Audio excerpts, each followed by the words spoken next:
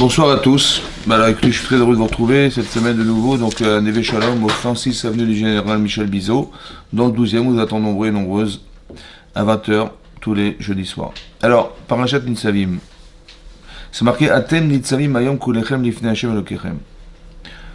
Donc, Moshe Rabbeinu a dit, vous vous trouvez tous présents devant Hashem, votre Dieu. Rachechem, Shiftechem, Ziknechem, Veshotrechem. Donc, tous les chefs, les gens qui dirigeaient le peuple. Les Ziknechem, les sages, les Shotrim, les policiers, les gendarmes, les officiers. Kolish Israël. Tout homme Israël aussi était présent. Tapechem, les Shechem, les enfants, les femmes. Gerecha, Shabekrem, Achanecha. Les étrangers qui se trouvaient, les convertis qui se trouvaient au milieu de ton peuple. Donc depuis le coupeur de bois jusqu'au puiseur d'eau. Et Rachid expliquait qu'en fait, qu'est-ce qu'on est en train de faire là? Rachid nous explique, en fait, on est le jour, au jour où il va décéder Moshe Rabbeinu, et il va absolument nous faire entrer dans l'alliance d'Hachem. Le jour de son décès. D'accord? Et donc il nous dit, rassemblez-vous, tenez-vous devant Hachem, vous, les hommes, les femmes, les enfants, et il veut nous faire entrer dans l'alliance. Alors qu'on a accepté la Torah sur le mont Sinaï. Ouais, mais il y avait une nécessité d'accepter autrement. Les Ovrecha Bebrit Hachem Elokera pour te faire passer dans l'alliance d'Hachem, ou Be'alato et dans le serment, Hachem Elokera no Koret Imecha Ayom qu'Hachem a scellé avec toi. Les Manakim Otecha Ayom Loleam, afin qu'il établisse pour toi d'être pour lui son peuple. Voilà, on est devenu l'abri de l'alliance, c'est qu'on devient le peuple d'Hachem. Ve'ou Yelecha Elokim. Et par cette alliance, de la même manière que nous, on devient le peuple d'Hachem, ouais, alors toi, alors il devient pour toi ton Dieu. Kacher d'Iberla, comme il t'a dit, Kacher Nishban Avotecha, Avram Srav Yaakov, et comme il a juré à tes pères, Avram Srav Yaakov. Donc on est vraiment dans l'alliance. Ça veut dire qu'on est en train d'essayer d'établir un lien très étroit entre Hachem et soi.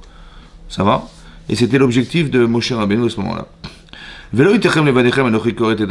C'est pas seulement avec vous que j'ai contracté cette alliance, et ce serment que j'avais fait avec Abraham, qui est Asher Yishnu Po Imanu Ayom, Omed Ayom, Lifnei Hashem Elokenu, Vet Asher Enenu Po Imanu Ayom. Nous, on recevons avec les gens présents, en présentiel de ceux qui sont présents là, mais même les gens qui ne sont pas encore présents, ouais. D'accord? Et donc, c'est-à-dire que ça concerne, cette alliance, elle ne concerne pas seulement les gens présents, mais tout le peuple juif qui va décliner de ce peuple-là. Qui atem idartem et asher yeshanu be'eretz Misraim et asher avarnu be'eretz hagoyim asher avartem ve'tiru et shekutzem ve'giluhem etz va'even va'kesef ve'zav asher emahem.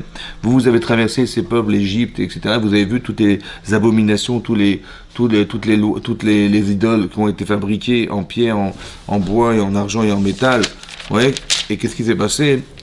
Et donc vous voyez qu'ils se sont détournés au départ, parce qu'au départ tout le monde était croyant, ouais, mais ils se sont détournés en faisant de l'idolâtrie. Pen ishbachem bisho isha, peut-être se trouve parmi vous un homme ou une femme, ou mishpacha, ou une famille, ou chevet, ou une tribu, asher levavo pone ayom me'im Hashem, qui se détourne, ouais, qui veut se détourner d'Akadosh Baruch Hu. La lechet, la avod est Eloé Agoïm, et aller adorer les dieux, des dieux des nations. Peut-être qu'il y a parmi vous un shoresh, une racine, poré, qui fleurit, roche velana, dans lequel se trouve du poison et de l'absinthe. C'est-à-dire, on parle des mauvaises midotes. Peut-être que parmi vous, il y a des gens qui ont des mauvaises midotes, ouais, des midotes raot, des mauvaises midotes. Et qu'est-ce que ça change? Et lorsque vous allez entendre le fait qu'on ait contracté une alliance avec Hachem, Bilvao est mort, et vous allez vous rentrer, et il va fleurir dans votre cœur en disant Shalom Yeli, qui bishriut et biener. Il dit, moi j'ai pas de problème, Shalom, je suis en paix avec moi-même, je fais ce que je veux. Bishriut et biener, j'irai dans la liberté de mon cœur. Les man svot arava et de peur que svot arava, donc que le plaisir, il va se rajouter et dans la soif que vous avez de la faute. Ouais, ça veut dire que il va se passer que les mauvaises midotes, elles sont la source de nos problèmes. Voilà ce qui est marqué ici. Et donc c'est ça qui nous détourne en fait de la volonté d'Hachem. Ça va? Pourquoi cette paracha de Nitzavim, elle précède Rosh Hashanah? Vous voyez, tout le temps c'est comme ça. Vous allez voir que cette paracha de Nitzavim, ici il y a Nitzavim Valer, tout le temps elle tombe avant Rosh Hashanah. Cette invitation à venir devant Hachem, vous voyez, devant Hachem, c'est un peu l'idée qu'on va se présenter devant Hachem. Atem Kulechem, ouais, vous vous tenez Amdim. Donc, en fait, comme si que le Rosh Hashanah avait un rapport avec une forme d'alliance qu'on devait contracter avec Hachem, le jour de Rosh Hashanah, qui est pas seulement le jour où on va fêter la nouvelle année, ouais, mais il y a quelque chose de solennel et de fondamental dans la relation qu'on a avec Hachem qui se connecte ce jour-là. Le jour de Rosh Hashanah. Vous savez que c'est marqué dans Shir HaShirim. Oui, il y a deux versets contradictoires. Il y a un verset dans le deuxième chapitre de Shir HaShirim qui dit Dodili. Dodi en hébreu ça veut dire mon bien-aimé, en parlant d'Hachem. Dodili, mon bien-aimé pour moi. Va'anilo, et moi je suis pour lui. Aroé Bashoshanim, qui est le berger dans les roses. Donc, Dodili, Dodi, mon bien-aimé pour moi. Va'anilo, et moi je suis aussi pour lui. Aroé Bashoshanim. Et ça c'est marqué dans le deuxième chapitre de Shir HaShirim. Dans le sixième, c'est marqué Anil et Dodi. Vedodili, Aroé Bashoshanim. Et là, c'est marqué l'inverse. Anil et Dodi, moi je suis pour mon bien-aimé. Vedodili, et mon bien-aimé pour moi. Aroé Bashoshanim, qui est le berger dans les roses. Ça va? Vous avez vu que c'est inversé. Au départ, c'est Hachem qui est mon bien-aimé. Il se tourne vers moi. Et puisqu'il s'est tourné vers moi, je me tourne vers lui. Et après, c'est marqué l'inverse. C'est moi qui me tourne vers lui. Et à partir du moment où je me tourne vers lui, il se tourne vers moi. Ça va? Alors, on explique comme ça. En fait, il y a eu deux périodes dans l'histoire juive. Il y a ce qu'on appelle Pessah. Maintenant, on était des esclaves en Égypte pendant des dizaines d'années. On était assujettis à un peuple égyptien qui a voulu nous exterminer par le travail. Et c'est marqué là-bas que, on connaît l'histoire de Pessah, ouais, que en fait on était prisonniers de l'Égypte. En fait, on n'avait aucune chance de s'en sortir. La puissance que représentait l'Égypte nous empêchait d'en sortir. Ouais, c'est soit son plan militaire, son plan de la magie, de la sorcellerie. Et ils avaient toutes sortes de pouvoirs maléfiques, ouais, contre nous. Et ils ont réussi à essayer de nous exterminer par le travail. Ouais. Et on est resté des dizaines d'années en Mitzrayim. Le Sherboud, en fait, si vous voulez, l'esclavage a duré 86 ans, donc c'était énorme. 86 ans d'esclavage, c'est des générations entières qui ont traversé ces périodes énormes. Vous voyez, il y a des gens qui sont nés sans morts esclaves. Vous avez compris, donc c'était effroyable. Et à un moment donné, on n'en pouvait plus. Veizaraku el Hashem inavoda, on a crié vers Hashem au milieu du travail. On n'en pouvait plus, c'était insupportable. Et Vaishma Elokim et Tza'akatam, Hashem a écouté les cris d'Ibn Israël au milieu du travail. Veiskor et Berito, il s'est rappelé de l'alliance qu'il avait contractée avec Abraham, Israël et Yaakov. Et là, il fait appel à Moshe Rabbeinu pour nous sortir de Mitzrayim. Ça va? Maintenant, ce qui va se passer à la suite de ça, alors qu'on vit quelque chose qu'on a subi sans avoir d'intervention personnelle, c'est les plaies d'Égypte. Et donc, un spectacle fantastique. Dame Swardea, Kini, on connaît toutes les plaies d'Égypte, on va pas les citer, mais extraordinaire, c'est-à-dire on voit des choses incroyables, surnaturelles, comment des animaux s'attaquent à des hommes, comment les grenouilles rentrent dans les fours, comment le Nil se transforme en sang, comment toutes ces plaies d'Égypte sont extraordinaires, en fait impressionnantes parce que voilà ce que fait Hachem pour convaincre Paro de nous libérer, de nous sortir de l'Égypte. Et monsieur s'entête, ouais, il s'entête à l'idée que il lâchera pas, non, il veut pas, et son peuple ne comprend pas, et lui, il veut pas nous lâcher, d'accord? Mais plus il s'entête, et plus ça s'accable. Il s'accable, on l'accable. Et donc, qu'est-ce qui va se passer? À la fin, finalement, il va céder. Ouais, après Makat Bechor, il perd son fils aîné, il cède. Donc, il nous laisse sortir. Déjà, que tout ce qu'on a vécu est extraordinaire. Après, on est sorti d'Égypte, ce qui était impensable. Et on sort d'Égypte. Au bout de 7 jours, on est parti, donc. Qu'est-ce que fait Hachem? Il dit à Moshe, vous allez sortir le soir de Pessah. Ok, donc le matin même, on sort. Le matin, on sort. Donc il nous dit, vous allez sortir le soir, ça est prévu, mais c'est-à-dire ça a été dicté le soir, mais on a été annoncé le matin, on est sorti le matin. Et au bout de 3 jours, Hachem dit à Moshe, dis-leur de revenir en arrière, à un jour de marche de l'endroit où ils se trouvaient. Et on avait posé la question la fois dernière, on s'est dit, mais c'est bizarre, comment on a dû marcher 4 jours pour finalement être à 2 jours de distance de Mitzrayim. On aurait pu marcher 2 jours, c'était largement suffisant. Mais en fait, Hachem avait fait exprès pour déclencher chez Paro le désir de nous retrouver, puisqu'il y avait des espions qui se trouvaient dans le peuple juif égyptien à l'époque, et donc ils ont couru prévenir Paro, Pharaon, qu'on était en train de revenir vers l'Égypte. Et là, tout à coup, ça a été un déclencheur chez Pharaon, et il a dit, mais qu'est-ce que j'ai été faire de les laisser partir? Et donc il est parti. Alors qu'il avait perdu son pays, il avait perdu son fils, ouais, et quand même il est avide de pouvoir nous retrouver ou de se venger, et donc il nous pourchasse. Donc ils sont partis 15 jours, et le temps qu'ils reviennent, on était le 7e jour après la sortie d'Égypte. Et là, les Misraël ont vu les Égyptiens arriver, et ils ont eu très peur. Et là-bas, il y a eu deux réactions. Il y a des gens qui ont été se plaindre auprès de Moshe Rabbeinu prétextant qu'on aurait préféré souffrir, rester esclave en Égypte que de mourir dans le désert. Ouais. Et il y a d'autres personnes qui ont crié vers Hachem. Et le cri qu'ils ont porté vers Hachem a permis d'ouvrir la mer Rouge. D'accord? Donc on est rentré dans ce couloir qui était la mer ouverte. Ouais. On est rentré dans le couloir, on a couru pour se sauver de ces Égyptiens. Ils nous ont pourchassés. Et on a cru qu'on allait être rattrapés. Et là, la mer s'est retournée sur eux, elle les a noyés. Et là, il y a Minou Bachem, Ouf Moshe Abdo, on a eu la Emunat Hashem et de son serviteur Moshe Rabbeinu. Ça va? Maintenant, qu'est-ce qu'on a fait, nous? Zéro. Dodili. Vous avez vu qu'Hachem, il a tout fait. Hachem, il est mon Dodi. Je vois qu'il m'en a bien aimé. Parce que malgré ce que j'ai subi, je me suis rendu compte qu'il m'a sauvé la vie, quoi. Vous avez compris? Et de toutes les, et il nous a sorti le Mitzrayim, il nous a fait les Makot et tout ça, donc on doit reconnaître que c'est mon bien-aimé, d'accord? Maintenant qu'il est mon bien-aimé, je le vois, alors un îlot. Maintenant, je deviens pour lui quelque chose, ça va? Je le considère. Dodili va un îlot. C'est ça qui se passe. Donc c'est dans ce sens-là. Ça, c'est Pessah.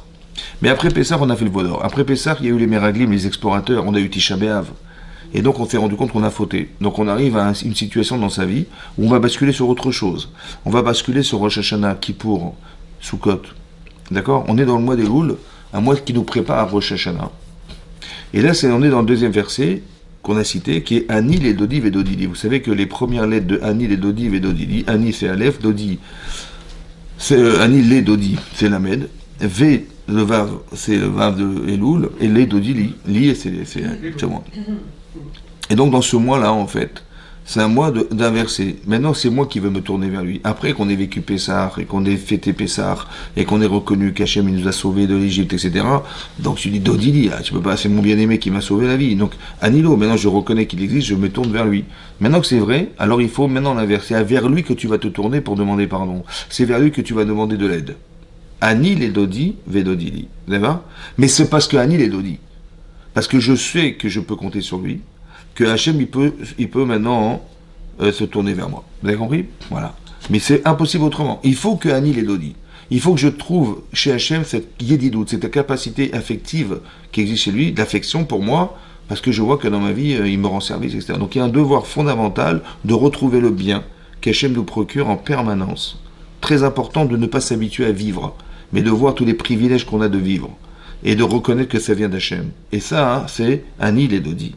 Ouais. Pourquoi c'est comme ça? Parce qu'un jour, il l'a fait un jour. Alors maintenant qu'il l'a fait, je dois avoir ce réflexe de pouvoir retrouver ça, moi, chez moi aussi. Anil et Dodi. Je retrouve Hachem. Et après que je retrouve Hachem, Hachem existe, alors il peut se déclencher chez lui le désir de m'aider. Vous avez compris? Parce que quelque part, je le reconnais. Anil et Dodi, Vedodili. Vous avez compris? Donc il y a 2 mois, il y a deux périodes. Il y a la période de Pessah et la période de Tishri, en fait, du mois de Tishri, du mois de Elul, qui est une préparation au mois de Tishri, où là il y a vraiment une quantité incroyable de mitzvot à l'intérieur de ce mois-là qui va suivre, qui est le mois, il y a Rosh Hashanah, il y a Kippour, il y a Sukkot, il y a le Lulav, il y a le Shofar, il y a tous ces trucs-là, il y a la Souka, tous ces mitzvot, elles sont remplies de mitzvot, ce mois est rempli de mitzvot.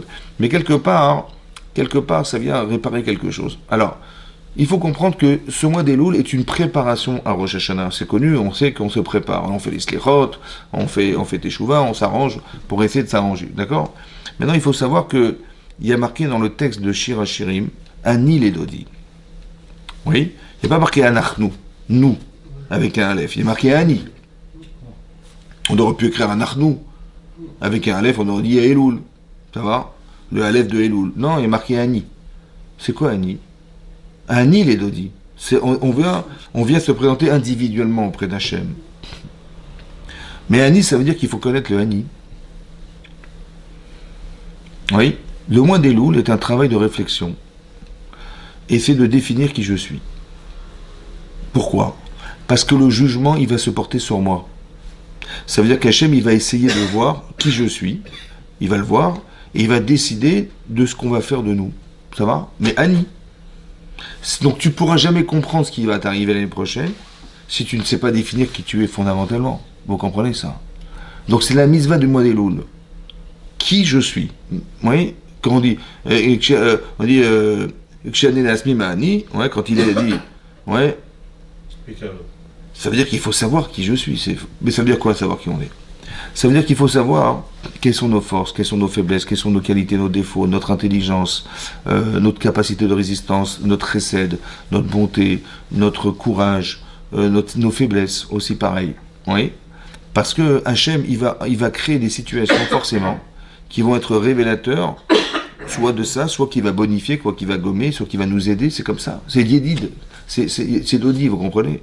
Parce que l'objectif de Rosh Hashanah, oui, qu'est-ce que c'est que Rosh Hashanah? Qu'est-ce que vous avez compris Rosh Hashanah? Bah, moi je croyais qu'au départ, je pensais qu'on a vécu cette année, ouais, et que chaque année, Hachem, il va juger l'année précédente pour savoir si on mérite ou pas de vivre. C'est ça ou pas? Donc la réflexion d'Hachem, elle est portée sur le passé. Oui, on arrive à Rosh Hashanah, il dit qu'est-ce qu'il a fait madame, qu'est-ce qu'il a fait monsieur dans l'année, et on va juger pour savoir ce qu'on va faire l'année prochaine. C'est ça ou pas? Oui. Alors vous savez qu'il y a un Rashi dans Parashat Re'eh qui dit comme ça. Il y a marqué Ene Hachem Eloke Chaba. Les yeux d'Hachem, ils sont en permanence sur la terre d'Israël. Mireshit Hashana. Mireshit Hashana. Du début de l'année, Ad Acharit Shana, jusqu'à la fin de l'année. Ça va? Alors, quand on a vu ce texte, moi je me suis dit, c'est bizarre. Comment ça a été écrit? Marqué Reshit Hashana. Yahé, ça veut dire c'est l'article. Le début de l'année, voilà, Hashana. Parce que pourquoi je vous dis l'année? Parce que marqué Harit Shana, il n'y a pas d'article là-bas. On aurait dû dire Merishit Hashana, Adacharit Hashana.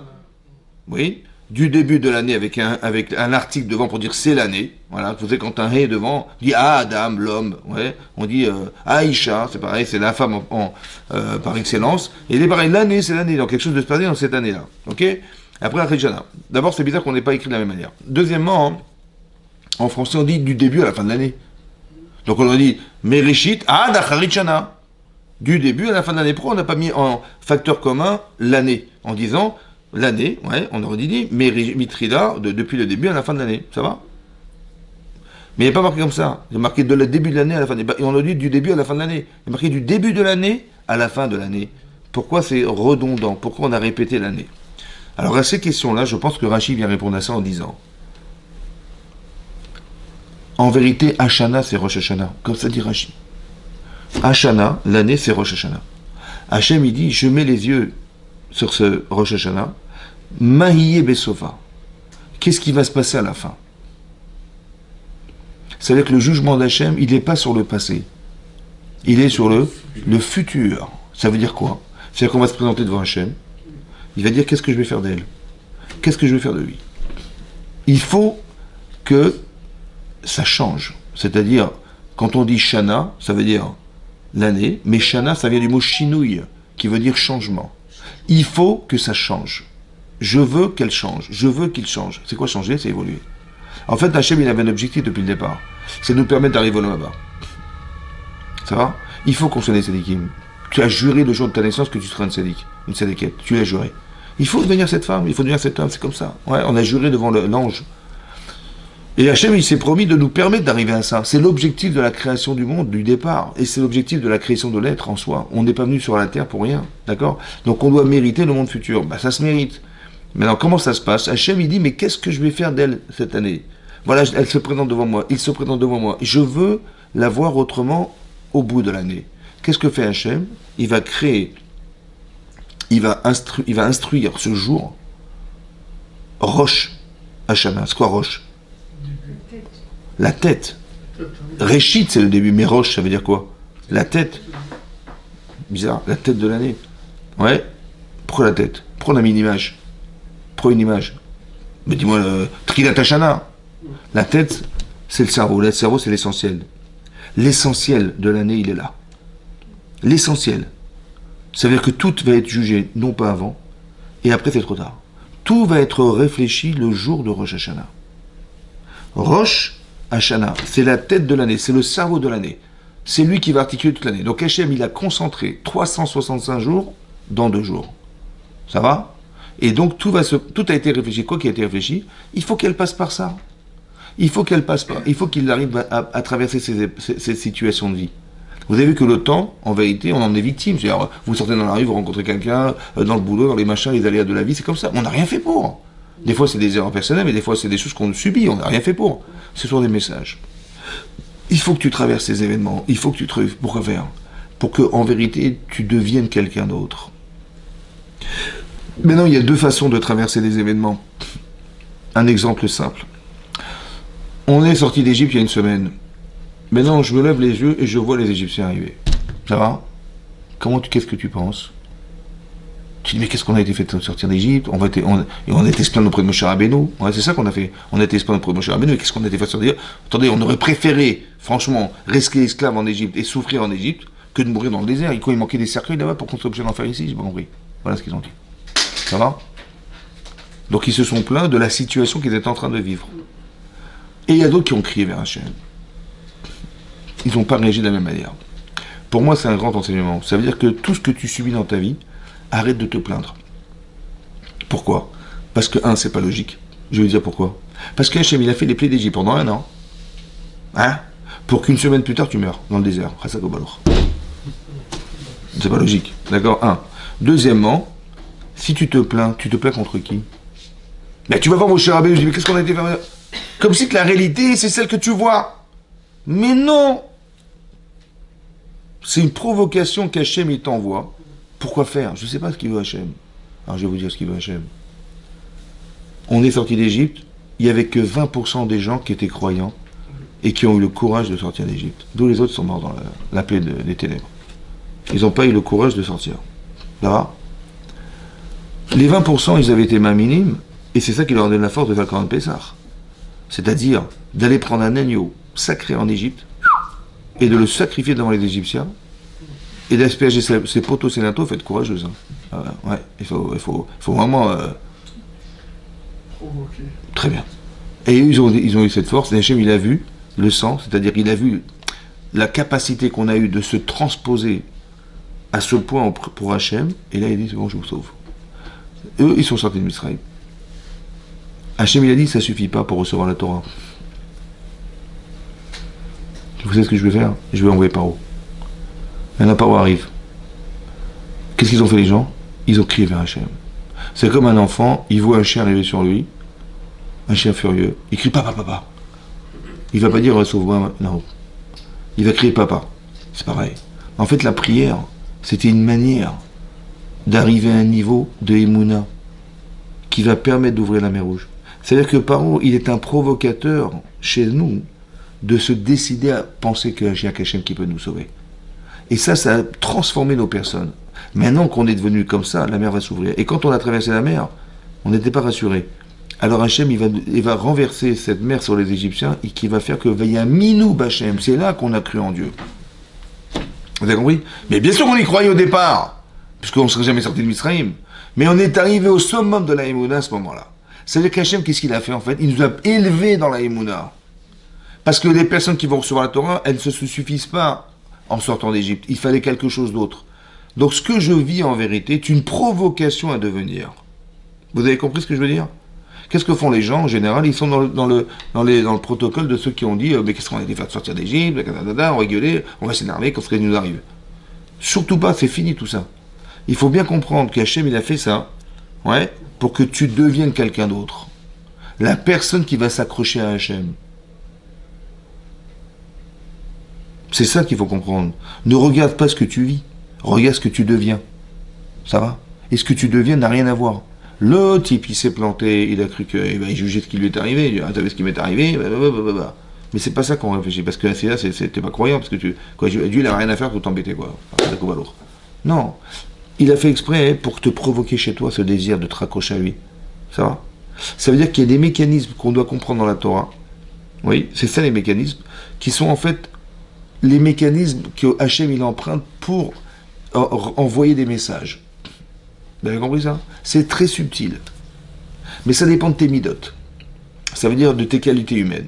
Quand je dis il faut se connaître, ça veut dire que si je n'ai pas les qualités adéquates, eh ben je vais faire une fausse interprétation, une mauvaise interprétation. C'est marqué dans la Torah, c'est marqué dans Oshéa, dans le Navi, c'est marqué. Yesharim d'Arki Hashem. Qui Yesharim d'Arki Hashem? Qui Yesharim d'Arki Hashem? Les chemins d'Akadosh Baruch Hu sont droits. Les chemins, ça veut dire quoi les chemins? Ça veut dire que tu vas vivre quelque chose, tu vas traverser quelque chose dans ta vie. C'est un chemin. Qui c'est qui a tracé ce chemin? C'est Hachem. Il dit, voilà, tu vas rencontrer telle personne, il va t'arriver tel truc, machin, c'est un chemin qu'Hachem a tracé. Mais sachez une chose, que le chemin il est droit. Tzadikim Yechoubam, Les chemins, hein, ils sont droits, donc les tzadikim, des gens qui sont justes, cohérents, qui ont étudié la Torah, qui ont appris à voir, alors ils vont se déplacer dans ces chemins. Mais les pochim, les fauteurs, ils cachent l'oubam, ils vont trébucher dans les mêmes chemins dans lesquels les tzadikim se déplacent. Ça veut dire que quoi? Mais si le chemin il est droit, c'est qu'il n'y a pas d'ambiguïté, tu ne peux pas te tromper, c'est Yachar. Comment tu peux te tromper? En fait, le chemin il est droit, c'est la lecture de la personne qui n'est pas juste. En fait, Hachem, il voulait qu'on soit mamine le jour où il a envoyé les Mitzrim, les Égyptiens. Et nous, on a cru, ouais, que c'était contre nous. Ça va, mais qu'est-ce qu'on a dit? On va tous mourir, là. Attendez, on va tous mourir. Ils sont remis jusqu'au dents, on ne sait pas se battre, vous avez compris, bah. Mais pourquoi tu lis comme ça? Mais, au lieu d'interpréter, mais de toute façon, tu n'as pas de solution. Donc, dans la panique, si tu crois en Dieu, bah, tu vas faire appel à lui. C'est un réflexe automatique. Pourquoi tu n'as pas eu ce réflexe? Vous avez compris ce que c'est? C'est un révélateur déjà chez moi. Et deuxièmement, hein, tu aurais dû réagir autrement. Et, et le manque de réactivité chez toi est révélateur de ton problème personnel. Mais si tu l'avais déterminé au départ, en Elul, au mois d'Elul, tu dis mais je suis frileux, je suis pas très croyant. Vous avez compris? Ben je sais, voilà, je sais que je vais interpréter faussement. Vous avez compris? Mais je t'en prie, Hachem, aide-moi à voir mieux, aide-moi à rencontrer les bonnes personnes, aide-moi à faire. Vous avez compris ce que je veux dire? Si tu demandes vraiment, alors Hachana, il va t'arriver, on va juger. Juger, c'est pas condamner. C'est estimer qu'est-ce qu'on va lui proposer. Nous, on dit jugement, on croit qu'on va être condamné. Un jugement, on va passer au tribunal. Non. Le jugement d'Hachem, c'est quand tu juges quelque chose. Mais je t'ai jugé, mais je ne suis pas condamné. Oh. Je juge pas idiot. Je vois comment tu réagis, comment je te juge. Mais j'ai jugé, mais je n'ai pas condamné. Ça va? Ben, c'est pareil. Tu dis, ah, comment tu me juges? Je dis, ah non, je te juge, mais je te condamne pas. J'ai réfléchi à ta situation et je pense, je juge que, mais j'ai pas condamné, c'est une vision qu'on a sur Hachem, il nous regarde. Il dit, voilà, qu'est-ce que je vais faire de lui? Mais en vérité, ça dépend de quoi? Comment tu vas comprendre ce qui va t'arriver l'année prochaine? Mais tu vas comprendre si tu sais exactement qui tu es. Vous avez compris? Ani ledodi vedodili. Très très important d'avoir un étalage très large de ma personnalité.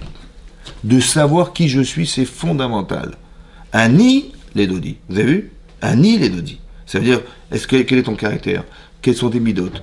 Ton niveau d'émouna? Arrête de mentir. Arrête de te mentir.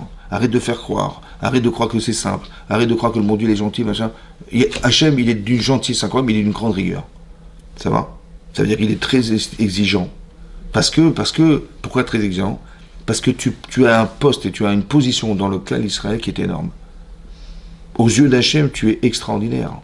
Donc il voudrait tellement que tu... Mais il y a un certain niveau de rigueur. Et Hachem est intelligent. Donc il va te faire vivre des situations qui sont intelligentes. Donc rends Hachem intelligent. Rends-le intelligent. Tu vois, quand tu dis, mais qu'est-ce qu'on va faire sortir d'Égypte quand on va tous mourir dans le désert? Tu rends pas Hachem intelligent. Où il y a des gens qui disent, ah, j'ai peur, je sais pas ce qui va m'arriver.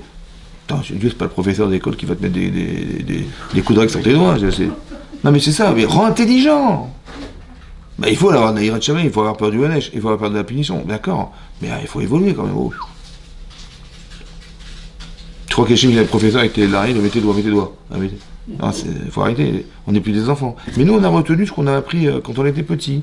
Attention, en fait, il faut avoir peur, c'est sûr, il faut avoir peur quelque part, mais il ne faut pas non plus tomber dans la bêtise. Nous, quand on avait 10 ans, on avait peur de nos parents. Mais si tu as 50 ans, ta mère elle a 80 ans, tu vas avoir peur de ta mère quand même. Ah, pourtant, c'est marqué il faut craindre vos parents. Mais non, craindre, c'est autre chose. Craindre, c'est de décevoir. Craindre, c'est d'avoir peur de mal agir. C'est comme ça qu'il faut. C'est quand on évolue, on fait évoluer un peu sa vie et sa tête, on comprend bien que craindre Hachem, c'est pas craindre d'avoir. Bien sûr qu'on ne doit pas avoir peur de ce qui va nous arriver, j'ai compris ça. Mais à un moment donné, il faut dépasser ça.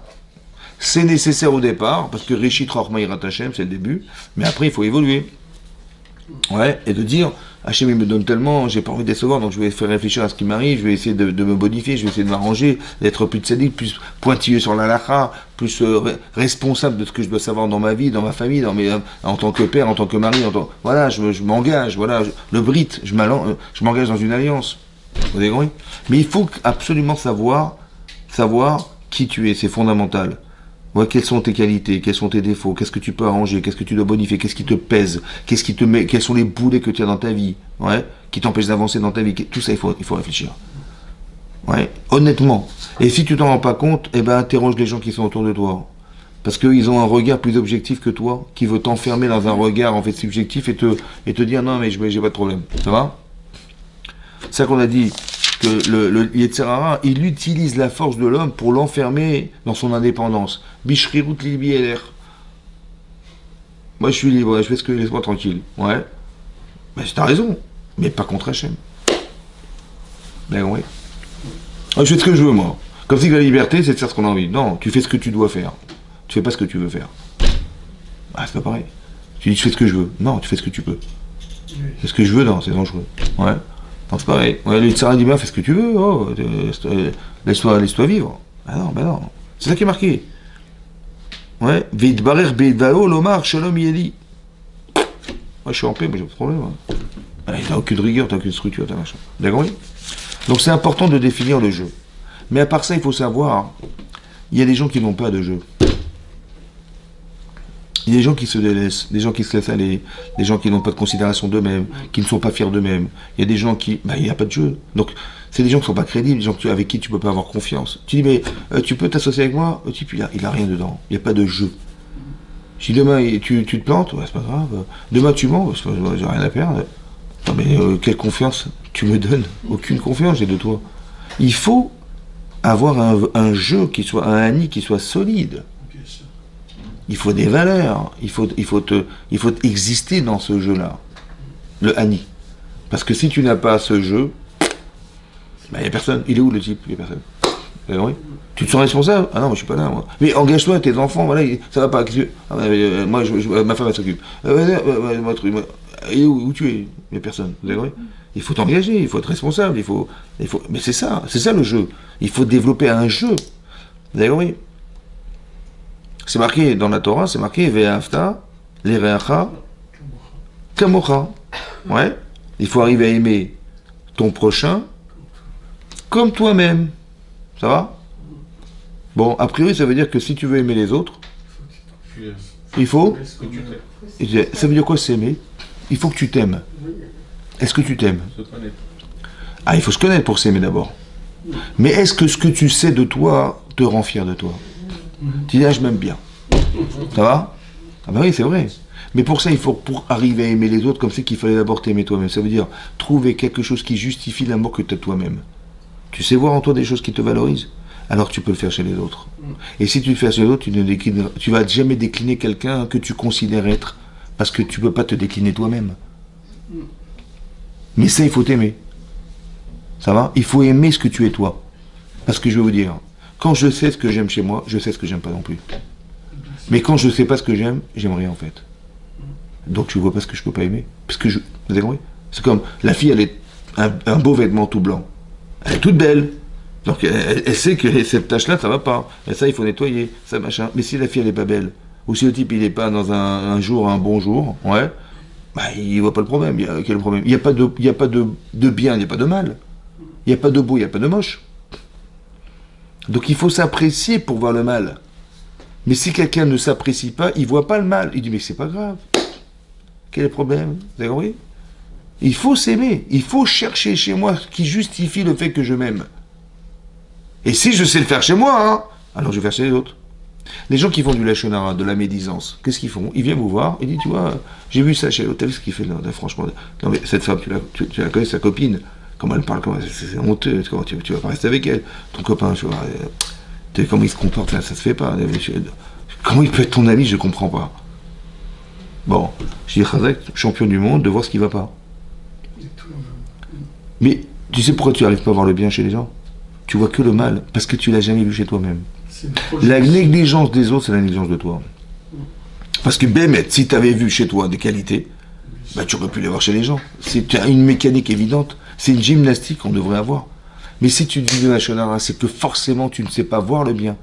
Mais avant de le voir chez les autres, d'abord vois-le chez toi-même. Ça veut dire que le type, en vérité, il se considère énorme. Il a un moi comme ça, le pauvre. Ouais. Et comme il a envie de garder ce moi, il est obligé de critiquer les gens pour dire, voilà, on n'est pas comme eux. Ou l'inverse, il a tellement zéro en lui, il n'arrive même pas à se considérer. La frustration de ne pas... Ça l'amène cette frustration personnelle l'amène à voir de façon frustrée le regard qu'il a sur les autres. Et donc il va raconter des salades sur les gens. Vous avez compris? Mais il faut lui faire comprendre que d'abord considère-toi. Et si tu considères ce que tu es, hein? Des fois c'est lié au regard des autres, la considération qu'on va avoir de soi. Oui. Mais d'abord je dis Annie les Dodi. Annie, il faut que j'arrive à réfléchir. Avant tout. Mais j'ai besoin du regard des gens, c'est sûr, parce que c'est une limite que j'ai besoin d'avoir. Mais c'est aussi un regard que j'ai objectif, que je n'ai pas forcément moi. C'est ça que je vous ai expliqué au départ. Si quelqu'un me dit, mais t'as vu comment tu comprends, je vais pas l'envoyer balader en disant, mais de quoi je me mêle. Merci que tu m'as dit que j'avais ce problème. Parce que moi, je ne l'avais jamais remarqué, vous avez compris?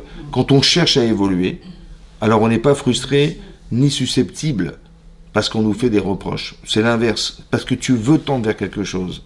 Au contraire, merci de m'avoir dit. Ouais, merci de me permettre de changer, c'est ça. Vous savez, parce que c'est ce que fait Hachem en fait.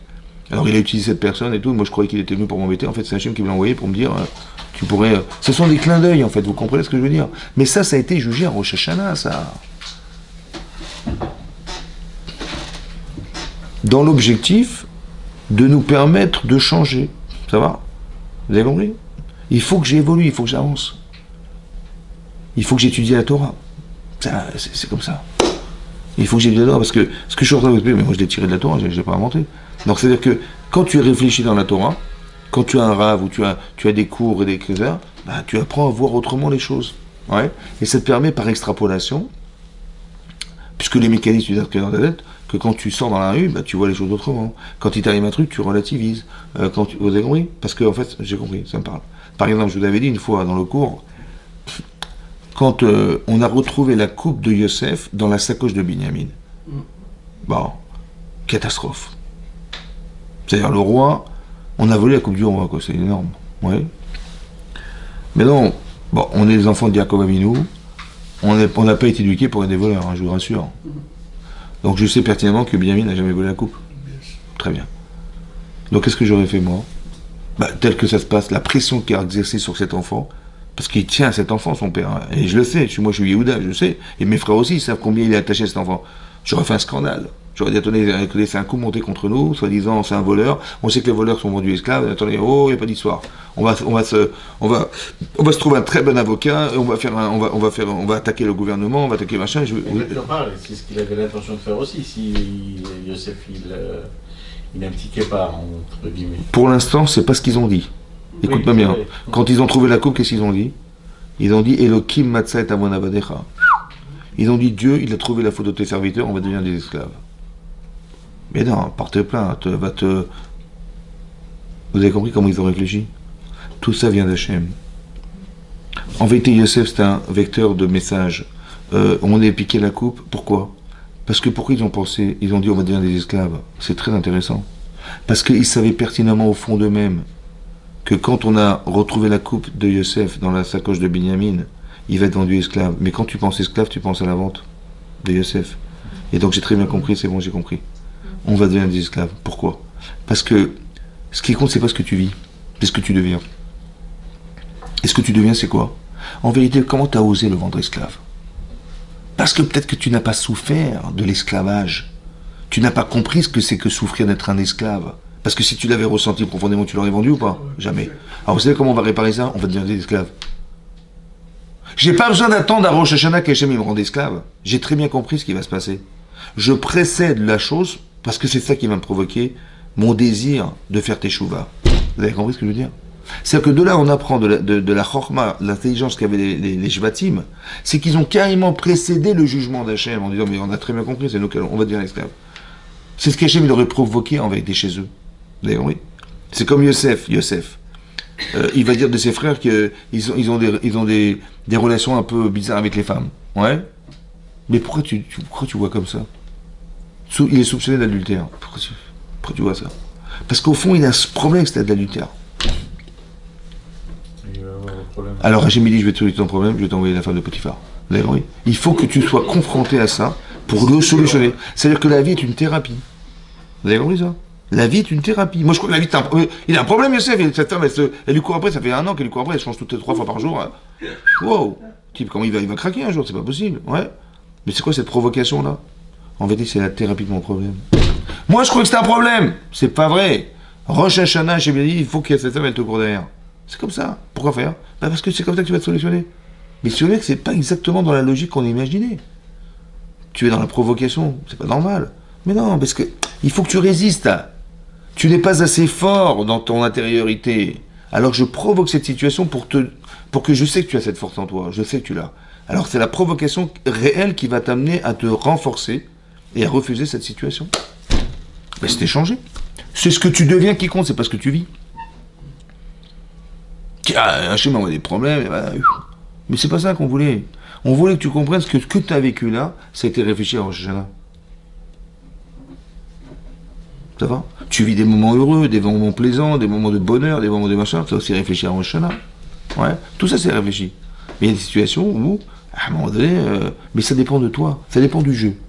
Tu vois? Si t'es têtu, t'es dur, t'es machin, bah, il peut t'arriver des choses, si t'es bête et têtu, bah, il peut t'arriver des trucs où Hachem il va prendre un marteau-piqueur, il va te taper dessus, mais c'est comme ça. Parce qu'il faut que tu te réveilles, il faut qu'on enlève, on décape la personne. C'est du décapage. Alors, la difficulté, elle est proportionnelle à l'entêtement. Je vous avais dit la fois dernière, je dis, il est marqué dans le Rambam, c'est clair et net, que chacun verra, la teshuva, elle est mechaperet avon. Toutes les avérotes, un type il a tué quelqu'un, il a n'importe quoi, ce que vous voulez. Il a fait la pire des avérotes, la teshuva ça répare. Le Rambam, au début du Pérek Aleph, il dit ça. Oui? D'accord? On a fait la faute du veau d'or. Et bizarrement, Hachem il a dit, écoute, je vais exterminer ce peuple, je ferai de toi une nouvelle nation. Mais non, mais là, c'est leur faire teshuva. Ouais. Alors il a dit, Hachem, il a dit, non mais attends, il a dit une chose bizarre, il a dit, c'est un peuple qui a la nuque raide. Et qu'est-ce qu'il a à voir avec la... Un peuple qui... Ils ont fait une avéra très très grave.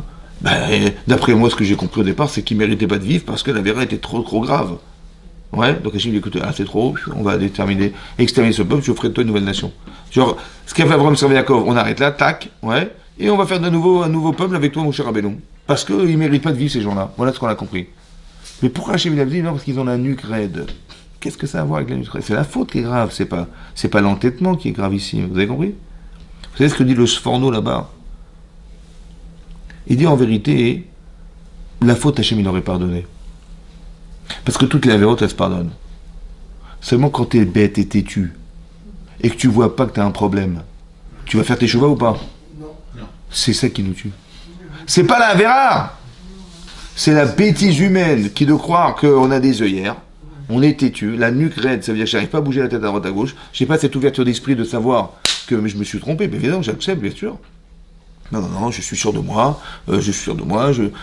la faute elle n'est pas si grave, ou bien j'avais très bien compris, je ne vois pas pourquoi on me reproche, tout ce que tu veux. La bêtise en fait. L'orgueil aussi. Voilà, mais c'est ça. Donc Hachem dit, je veux bien te pardonner, mais si tu veux pas faire tes choix, comment tu veux que je fasse? Je suis obligé de changer. C'est pas Hachem qui décide, vous comprenez? C'est l'entêtement et la bêtise qui va faire qu'Hachem il a scellé qu'il n'y a pas de changement possible, parce que vous êtes la nuque raide. Il faudra avoir cette souplesse et cette intelligence de se dire, et l'humilité de dire, mais je peux me tromper dans la vie, ça existe. Mais si tu t'entêtes, en fait, c'est toi qui provoques ton jugement, mais négatif. Hachem, il t'attend, il dit, mais tu vois, il crée des trucs là. Tu dis, il est bête. Bien compris? C'est-à-dire que la dureté et la difficulté, parce que têtu, on est têtu. Hein. Abraham, c'était un têtu. Mais pas dans le mauvais sens. Pour la mitzvah, il faut être têtu. Pour ne pas t'assimiler, il faut être têtu. Il faut, mais pas dans la bêtise, mais pas dans la. Quand tu as tort, t'as tort. C'est pas. Ah, il faut pas s'entêter, c'est de la bêtise. Il faut être la souplesse et l'humilité de dire, ratati, j'ai fauté, j'accepte. Vous avez compris? C'est-à-dire que les midot, c'est fondamental. Il y a un travail sur les midot, c'est fondamental. D'accord? Donc quand je dis Annie, je dois savoir quel est mon caractère, qu'est-ce qui fait défaut. Des fois, je peux rendre malade des gens, ou quand je dis malade, c'est-à-dire que je les rends fous, quoi. Et je crois que c'est moi qui ai raison, sous prétexte que je sais pas. Mais non, mais si tu vois que tu plais pas, ça plaît pas, mais il faut changer. Il y a une façon de dire, une façon de penser, mais sous prétexte de vérité, sous prétexte de je sais pas quoi. Il y a une façon de dire, une façon de faire. Il faut donner envie, en fait. Donc il faut avoir la noblesse. C'est ça, s'affiner dans la vie. C'est de pas de croire qu'on va imposer la vérité, mais d'inviter les gens à accepter la vérité. Vous avez compris, c'est difficile. Et ça, il faut de la gentillesse, il faut de la bonté, il faut du chesed, il faut du sourire, il faut comprendre les gens, il faut être relatif en fonction de ce que les gens sont. Ouais. Il y a des gens qui sont peut-être très très religieux, mais ils supportent pas les gens qui font la vérote. Bon, mais sois logique. Le type, il n'a pas été au Talmud Torah, ses parents, ils n'ont pas été religieux, il n'a pas été éduqué là-dedans. Ah, c'est logique. Si tu veux. Tu vois, il respecte pas le Shabbat. Bah non, qu'est-ce que tu crois, il croit le Shabbat?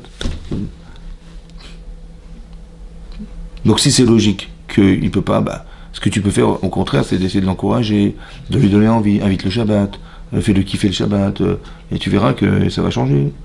Donne-lui envie de faire des mitzvot, et montre-lui la beauté de la Torah, montre-lui qu'il sera plus équilibré en étudiant la Torah que le contraire. C'est ça, non? Mais si tu as pris du plaisir à être dans la Torah, ben, essaie de donner envie aux autres, plus que dans l'imposition, d'imposer aux autres que c'est comme ça. Et oui, c'est la loi. Donc après, mais ça, c'est un problème de caractère. Il y a des gens, c'est des gens perfectibles. Ouais. D'un côté, c'est très très bien. Et d'un côté, c'est très grave. C'est très bien parce que tu arrives au bout des choses, il n'y a pas d'écart dans ta vie, d'accord.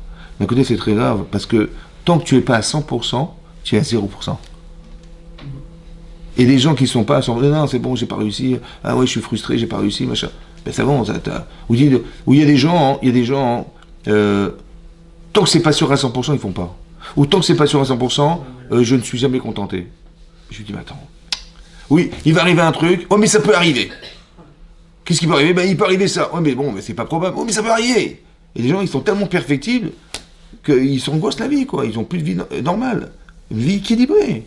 Mais j'ai compris que ça peut arriver. Mais pourquoi ça va t'arriver? C'est pas parce que ça peut arriver que ça va t'arriver. Je dis, on ne sait jamais, c'est arrivé à l'autre. J'ai compris, mais c'est parce que c'est arrivé à l'autre que ça va t'arriver. Je dis, ouais, mais c'est un problème de caractère. On fait pas. Pourquoi? Il y a des gens, ils sont tellement perfectibles qu'ils deviennent frileux, quoi. Et ils font plus rien, les gens. Parce que, mais ça, c'est ton caractère, c'est ton jeu. Mais tu peux pas vivre comme ça toute ta vie, c'est pas possible. Et les gens, ils se marient pas. Parce qu'on sait jamais. Non mais attendez, j'ai vu où ils ont eu des échecs, ou alors ils ont eu des parents qui ont divorcé. J'ai compris, mais ça c'est leur vie, c'est pas la tienne. Oh mais j'ai peur, on sait jamais, je vois ma mère elle a souffert, mon père il a souffert, et donc je m'engage pas. Et donc ils vivent avec des traumatismes. Donc Hachem il lui a dit, il faut pas que tu te maries. Il t'a dit ça franchement Hachem? Ou il t'a dit, ils ont fait des erreurs. Ben apprends des leçons, tire des leçons de leurs erreurs pour ne pas les faire toi-même. Enrichis-toi de la différence, plutôt que de t'appauvrir de la différence. Qu'est-ce qu'il veut Hachem? Que tu te maries pas, que tu n'aies pas d'enfant, que tu n'aies pas de foyer, que machin. Ah mais j'ai trop peur. Vous avez compris? C'est-à-dire que les gens, ils subissent leur vie. Alors qu'en vérité, Hachem il t'a envoyé ça pas pour dire ah mais je veux pas marier, c'est l'inverse, pour dire, tu vois, ils se sont séparés, comme je dis, ah mais si j'avais écouté ces cours-là, et si j'avais été formé là-dedans avant mon mariage, j'aurais pas fait ces erreurs, j'aurais jamais divorcé de ma vie, j'aimais ma femme, j'aimais mon mari. Tout ça parce qu'on n'a pas d'information, parce qu'on ne s'est pas informé, parce qu'on n'a pas appris, parce qu'on est rentré, on s'est marié comme si qu'on allait, tout va bien se passer, alors que tu es avec quelqu'un qui n'a rien à voir avec toi, fondamentalement, il faut essayer de t'adapter, de t'acclimater, machin, mais tu crois, mais je suis amoureux de ma femme, je suis amoureux de mon mari, tout va bien se passer, et après le type il est déçu à la proportion de ce qu'il aime. Je dis, mais ça s'apprend mon vieux. Tu vis avec quelqu'un qui n'est pas de même nature que toi, comment tu crois que tu vas t'arranger? Tu vois? Et là on t'a obligé à épouser quelqu'un qui n'est pas de ta nature. On t'a obligé, parce que si tu as une famille, des foyers, c'est comme ça. Vous avez compris? Mais ce qu'on voulait que tu fasses, c'est que tu t'acclimates. On voulait que, des fois, tu t'effaces pour l'autre, tu laisses une place à l'autre, ce que tu ne savais pas faire au départ. Mais c'est partie du mariage. On voulait que tu t'élèves en élevant tes enfants. Parce que, célibataire, tu fais ce que tu veux, hein. Mais quand tu as des enfants qui te regardent, ta femme elle te regarde, ton mari te regarde, oh, c'est pas pareil, ça va? Je veux surtout pas que mes enfants ils se trompent. Et donc je deviens un sadique, en fait, parce que j'ai des enfants, parce que je suis marié, parce que ma femme elle me regarde, je suis obligé de faire attention, mon mari me regarde, je fais attention, vous avez compris? Mais en vérité, le filtre, c'est le mariage, le filtre, c'est la famille. Tu vas devenir un sadique et une sadiquette parce que tu as des enfants, c'est ça, non?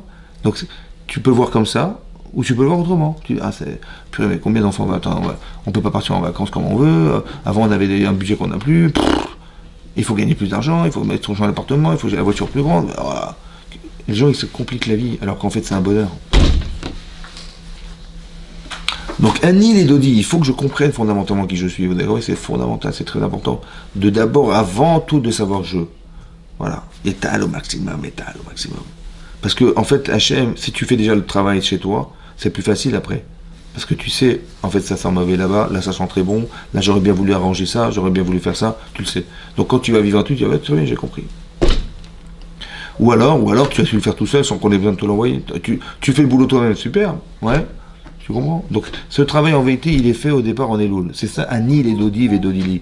La différence entre Annie et Eli, c'est que Annie, c'est ce que je suis, et Eli, c'est ce qui va faire de moi Hachem.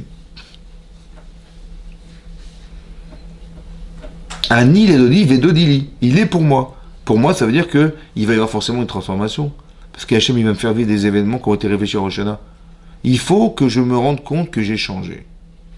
Il faut que, aujourd'hui, je me rende compte comment j'étais l'année dernière. J'avais des questions que j'ai plus. J'avais des réponses que je n'avais pas. J'ai des réponses aujourd'hui que je n'avais pas. Ouais. Ça répond à des choses dans ma vie, ça me permet de... Mais j'ai changé, j'ai évolué, ouais. Ma façon de penser, ma façon de réagir dans la vie, etc., etc. Il y a des choses qui m'ont permis d'avancer dans ma vie. Je sais que j'ai évolué, j'ai grandi. Mais arrêtons de faire des choses sans réfléchir, de faire des choses parce que c'est le émettre, parce que c'est machin, il faut le faire. Mais non, il faut que tu sentes que tu existes dans ce que tu fais. Vous avez compris? Il faut que tu existes. Voilà, tu dis, j'ai décidé de faire ça, j'existe. Faut pas dire, bah oui, je l'ai fait parce que c'est l'habitude. Je vais essayer, machin, je fais schéma, de façon accoutumière. On n'est pas des... Vous avez compris? Il faut que tu vives les événements. Tu es mitkaven de faire la mitzvah. Tu fais attention à ce que tu dis dans le schéma. Quand tu pries Hachem, tu sais que c'est une manière de te rapprocher d'Hachem et pas de demander à ce qu'on te débarrasse de certains problèmes. Vous avez compris? C'est une autre façon de penser. Et bien ça nous permet d'évoluer, c'est ça. Et bien ce mois des Louls, il est là. Annie, les Dodi. Et Dodi dit, je comprendrai mieux après ce que fait Hachem avec moi. Très important, le regard. Vous avez compris? C'est pareil, les Meraglim, les explorateurs. Ils vont explorer la terre d'Israël, ouais, et ils reviennent. Il dit, vous savez quoi? La terre est extraordinaire, mais écoutez, je ne sais pas si on va pouvoir y vivre parce que les gens, ils mouraient tous les jours. Hein. Il y avait des enterrements tous les jours. Partout on est passé, des enterrements. Eretz Ochel Tejmer, c'est une terre qui consomme ses habitants. Il y a des maladies, il y a des virus, il y a des, je sais pas, des épidémies, je comprends rien. Ils enterraient des morts tous les jours. Maintenant, Rachid Amen Ramen Akbar Sota qui dit Tireshaim Malalo, au lieu de dire, grâce à Dieu, ils enterraient des morts, et on n'a pas été dérangé une seule fois, on a pu explorer la terre sans être dérangé. Merci Hachem. Ah ben non. La même image, au lieu de dire merci Hachem qu'ils ont enterré des morts, ça nous a permis d'explorer la terre sans être dérangé. Ah non, cette image, je le renvoie sur lui. Hein. C'est là que tu veux que j'habite, non mais l'épidémie, les machins. Vous avez compris ce qui se passe? Mais comment ça se fait que la même image, on l'interprète mal? Parce qu'en vérité, t'as pas envie d'être là. Parce que tu cherches qu'à critiquer ce qui t'arrive dans ta vie. Au lieu de voir les bienfaits qui t'arrivent, tu vois mal. En fait, c'est le Hani, ça, vous avez compris? La lecture, d'où elle vient? Mais je comprends pourquoi tu interprètes comme ça. Parce qu'en fait, l'information, elle passe par le filtre de mes midotes. J'ai des midotes raot, ben, je vais vous traduire mal. J'ai des qualités humaines, j'aime Hachem, ben, je vais dire merci Hachem. Alors que tu dis le contraire, tu dis mais qu'est-ce qu'il a été faire de nous mettre là-bas? Mais la même image. Bilham, c'est un rachat, c'est un orgueilleux, ouais, c'est un vaniteux, c'est un type qui adore l'argent. Bon, Balak, il voit les Israël arriver, ils ont gagné la guerre contre Og, la grande puissance de l'époque, Melech HaBashan, et Og c'était le protecteur de Bilham, de Balak, qui était Moab, le pays de Moab. Il a vu que les Israéliens ont fait une bouchée de waouh, il a eu très peur. Il dit, mais, ils vont rentrer chez nous, ils vont nous piller, mon pays va disparaître, quoi. Il dit, je vais trouver quelqu'un qui va les maudire, quoi. Donc il a trouvé quelqu'un, il s'appelle Bilham. Il dit, ouais, je te promets beaucoup d'argent et tout, et je vais t'envoyer une milice de gens qui vont te... Voilà, je t'envoie des gens pour te demander ce message. Bon. Il les voit venir, ok. il les voit venir, il dit ok, d'accord. Il dit bon, écoutez, je vais demander à Hachem s'il est d'accord ou pas. Bilam, ouais. Il a demandé, il a dit je vais dormir ce soir, je vais lui demander s'il est d'accord. Il va demander quoi? Si ça te dérange pas que je maudisse tes enfants. C'est le truc. Bon. Le matin, donc il rêve, Hachem il dit non, l'autre ne va pas avec eux. Vous avez compris? Vous avez compris? Ne va pas avec eux, ça veut dire laisse tomber. Oublie. Hein? Oublie. Oublie. C'est ça, c'est pas shoot. Yachar, c'est Yachar. Il se réveille le matin, il dit écoutez, je pourrais pas venir avec vous. Hachem il m'a dit que vous n'êtes pas assez important et que l'argent qu'il a proposé à Balak, attendez, c'est une blague, il m'a donné 5 millions d'euros. Mais je le fais économiser. Attendez, mais si je le sauve, c'est des milliards, on parle en milliards. Il a pas honte. Même Hachem il est d'accord avec moi, il m'a dit ne va pas avec eux. Avec eux, c'est-à-dire que c'est des bidons, quoi. Et même Hachem est d'accord avec moi que ça se fait pas, d'aller m'envoyer n'importe qui. Et la somme qu'il m'a proposée, c'est honteux, franchement. Vous imaginez la lecture qu'il a faite ou pas? Tordu qu'il est, le type. Il est tellement orgueilleux. Il dit, mais même Hachem, il m'a dit, ne va pas avec eux. Ça se fait pas ce qu'il a fait, là. Qu'est-ce qu'il t'a envoyé n'importe qui, ça? C'est honteux. Avec eux. Il a compris avec eux. Il a mis stabilo sur avec eux. Avec les autres. Bien sûr, avec les autres, mais pas avec eux, ça se fait pas. Vous imaginez comme il est tordu, le bonhomme. Mais ça veut dire que c'est des midotes, ça. On est certain qu'on a raison.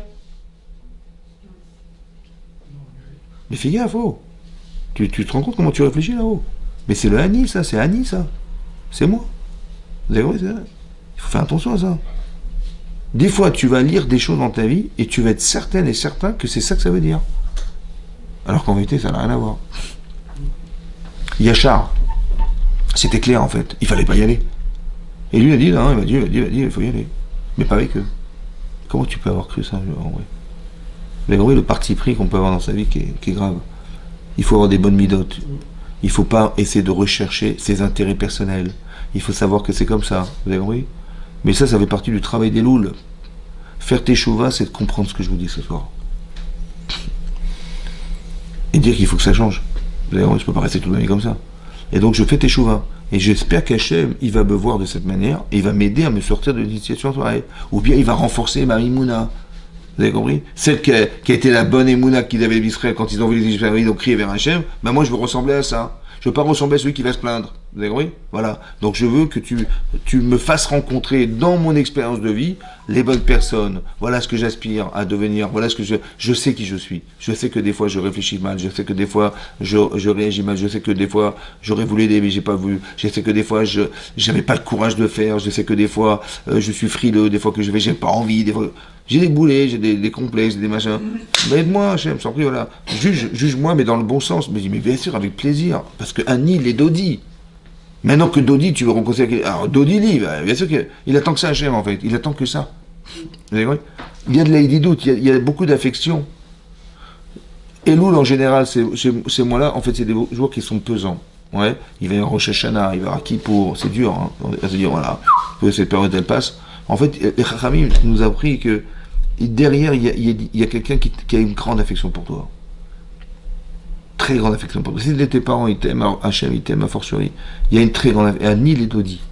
Vous avez compris, comme Moshe Hachem, il a dit, c'est une histoire d'amour, en fait. Mais ça veut dire qu'il y a une grande affection entre nous et Hachem, très très puissante. Et donc, c'est pour ça qu'il faut lire ce qui t'arrive avec beaucoup d'affection. Que même si ça a été dur, c'est comme ton père, il t'a dit, voilà, il t'a donné une leçon. Ouais, ça n'a pas été facile d'accepter, mais la difficulté, elle vient pas de lui, elle vient de moi. C'est moi qui ai du mal à accepter. C'est moi qui ai du mal à m'adapter. Vous avez compris? C'est ça. Mais maintenant que je me suis adapté, je suis heureux. Mais on devait passer par ça, qu'est-ce que tu veux que je te dise? Ouais. Ou des moments de bonheur, tu vois, des moments de bonheur. Il y a des fois des difficultés qui t'ont fait souffrir et qui t'ont fait pleurer, mais tu sais que tu as pleuré parce que tu aimais la personne. Et bien l'affection que tu avais pour elle, elle s'est décuplée parce que tu as eu peur pour elle. Vous avez compris? On m'a fait peur des fois dans ma vie. Ouais. Ben on t'avait peur pourquoi? Tu vas. Ouais, ben on m'a fait peur. Ben, ne me rappelle pas ces moments-là parce que j'ai eu très peur, ou j'ai eu vraiment peur pour les autres. Laisse-toi, oublie-moi. Alors Dieu t'a fait peur pour rien, quoi. Les autres pour que cauchemar, quoi. Mais non. Il t'a fait peur, ça veut dire quoi d'avoir peur? Mais d'avoir peur pour les autres, c'est que tu les aimes. Mais tu sais pas combien. Tu sais que t'aimes les gens, mais combien? T'aimes tes enfants, combien? T'aimes tes parents, combien? Mais à un moment donné, t'as eu peur pour eux. Et t'as même pleuré pour eux. Mais si tu as pleuré, c'est qu'il est profondément inscrit en toi. Tu sais combien tu l'aimes maintenant. C'est ça qu'il voulait faire Hachem. Il voulait te dire combien tu l'aimes. Toi, tu sais pas combien. Combien? Tu sais que tu aimes, mais combien tu l'aimes? Il dit, ben, si tu as pleuré, c'est que tu sais combien maintenant. Tu as eu peur, tu sais combien maintenant. C'est ça qu'il voulait te faire savoir Hachem. Maintenant que tu le sais, alors tu vas donner tout l'amour que tu as ressenti pour la personne. Tu vas lui donner. Parce qu'avant, tu savais pas. Tu savais, mais pas combien. Donc tu vois, ben, tu as de l'affection, mais des fois, on t'a fait peur. Pour que tu saches combien tu aimais les gens. Tu as compris ça? Maintenant que tu sais cet amour, tu l'as maintenant, tu le sais. Alors tu vas le transmettre. C'est ça que la personne avait besoin de recevoir. Et toi, tu ne savais pas combien. Ben Hachem, il te l'a dit. Alors tu vas dire, tu vas retenir, non, il m'a fait peur. J'ai appris que l'autre, il a eu un problème. Je sais pas, il est tombé malade. Bon, ça s'est arrangé, hein, il est tombé malade, j'ai eu très peur. L'autre, il est crise cardiaque. Non, il s'en est sorti, hein, mais j'ai eu très peur. Mais pourquoi tu as eu peur? Ben parce que j'y tiens. Et donc, on t'a fait émotionnellement savoir combien tu tiens aux gens. Voilà, comme ça, il faut réfléchir. Et pas dire, ah, tu te rends compte l'information qu'on a eue, oh là là, on nous a fait peur. Heureusement, ça s'est arrangé, grâce à Dieu, c'est arrangé. Et alors? Bah oui, mais j'ai eu très peur. Et alors? Bah j'ai eu peur. Mais pourquoi faire? Pourquoi t'as fait peur? Hein? Pourquoi on a besoin de compter? On aime ou on n'aime pas? Oui, mais on ne sait pas combien. Mais on n'a pas besoin. Si, on a besoin. Si on aime. Non, parce que vous savez pas combien. Non, je vous explique pourquoi. Parce qu'il y a des situations dans la vie, quand il va arriver, que quand vous savez combien vous aimez, des fois ça va vous agacer. Ce qu'il va faire. Il dit non mais par un mot je peux pas lui dire. Alors je vais lui transmettre autre chose. Mais si j'avais pas eu ce sentiment au départ très fort, je pense que jamais tu te moques de moi ou j'aurais pas eu de respect vis-à-vis de lui, ou j'aurais négligé la personne. Bien que je l'aime, hein, mais ça aurait pas dépassé la capacité mentale émotionnelle que j'aurais eu d'éviter de lui faire honte, par exemple, ou d'éviter de. Vous avez compris? Mais si vous avez compris. C'est ça. Quand on aime, c'est massif. Aimer c'est relatif. Aimer c'est relatif. C'est relatif. Mais combien? Oui, mais c'est relatif. C'est comme dit la Emouna. Ben, regardez la Emouna qu'ils avaient, la confiance en Dieu qu'ils avaient en sortant d'Égypte, et la confiance qu'ils ont eue quand ils ont vu la mer se retourner contre eux. L'émotion. Ben, il y a un minou, Bachem. L'émotion, elle est plus grande. Vous avez compris? Elle est plus forte, elle est plus ressentie, beaucoup plus ressentie. Elle n'est pas rationnelle, elle est émotionnelle. La Emouna, elle est là où elle est. Mais la Emouna, c'est rationnel, madame. C'est rationnel, c'est-à-dire que croire en Dieu, c'est croire en Dieu. Voilà, je crois en Dieu. Oui, mais j'ai compris, mais ça veut dire, ouais, vous avez compris, c'est comme je dis, quand j'aurai des enfants, je les aimerai. Mais quand j'ai accouché, c'est autre chose. Vous avez compris? Je sais combien je les aime maintenant, parce que j'ai souffert pour les avoir. C'est pas pareil, c'est une émotion que vous n'avez pas dans la rationalité de dire, un jour on aura des enfants avec mon mari, ah oui, et j'aimerais mes enfants, j'adore les enfants, voilà, j'adore mes enfants, j'adore mes neveux, j'adore mes nièces, j'adore mes cousins, j'adore mes frères et sœurs, mais là, d'avoir l'amour de ces enfants, hein, c'est quelque chose qu'on peut pas, qui est émotionnellement beaucoup plus touchante, on va dire, que de savoir qu'on aime les gens. D'accord? Mais ça, c'est l'expérience qui fait. L'expérience fait. C'est rien à voir. C'est comme vous dites, tiens, j'aimerais bien sauter en parachute. Ça va? C'est rationnel. Mais quand vous sautez en parachute, et quand vous avez sauté en parachute, vous avez eu peur, vous avez ouvert le parachute. Cette émotion-là, vous l'avez pas eu de façon rationnelle, vous l'avez vécue. C'est théorique. Mais c'est l'inverse, c'est la pratique de la pratique de la théorie. C'est l'inverse. Quand j'ai eu peur, c'est la pratique de la théorie. Ouais, c'est autre chose. Chazak ou Baruch. Allez, Shana Tova. On se retrouve la semaine prochaine.